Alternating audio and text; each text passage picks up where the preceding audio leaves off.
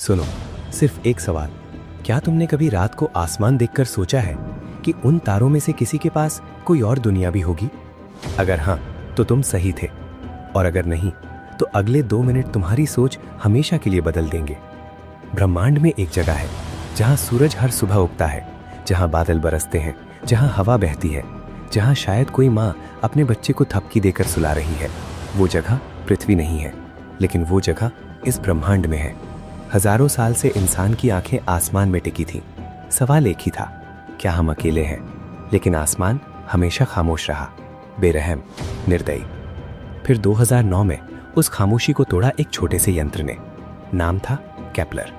NASA ने उसे अंतरिक्ष की उस गहरी, स्याह, बेरहम तन्हाई में भेजा, बिना वापसी के, बिना किसी साथी के, सिर्फ एक जिम्मेदारी देकर, जाओ और सच ढूंढ कर लाओ। केपलर के पास थी एक अद्भुत ताकत।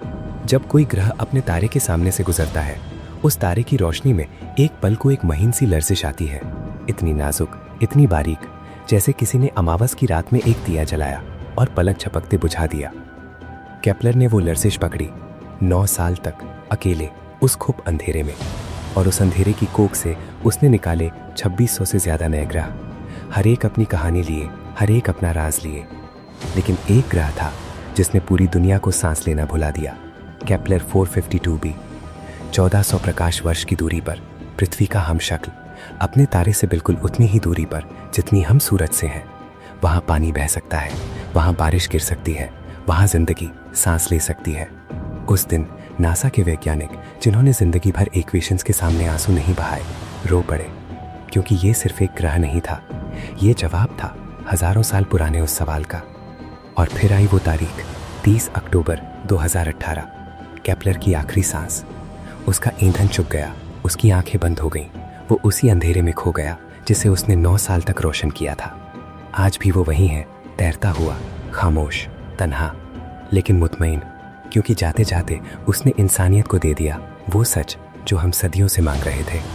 हम कभी अकेले नहीं थे। तो अगली बार जब रात को आसमान देखो, किसी एक तारे पर नजर टिकाओ और महसूस करो, उसके इर्द गिर्द एक दुनिया घूम रही है। उस दुनिया पर कोई है, और वो भी इसी पल ऊपर देख रहा है, शायद तुम्हें ढूंढ रहा है। अगर इस सफर ने तुम्हारी रूह को छुआ, तो सब्सक्राइब का ये बटन दबाओ, क्योंकि यहाँ हर बार एक नया राज खुलता है, एक नई दुनिया तुम्हारा इंतजार करती है। लाइक करो, शेयर करो, और याद रखो, ब्रह्मांड की सबसे खूबसूरत बात ये नहीं कि वो बेहद विशाल है, सबसे खूबसूरत बात ये है कि उस विशालता में तुम हो।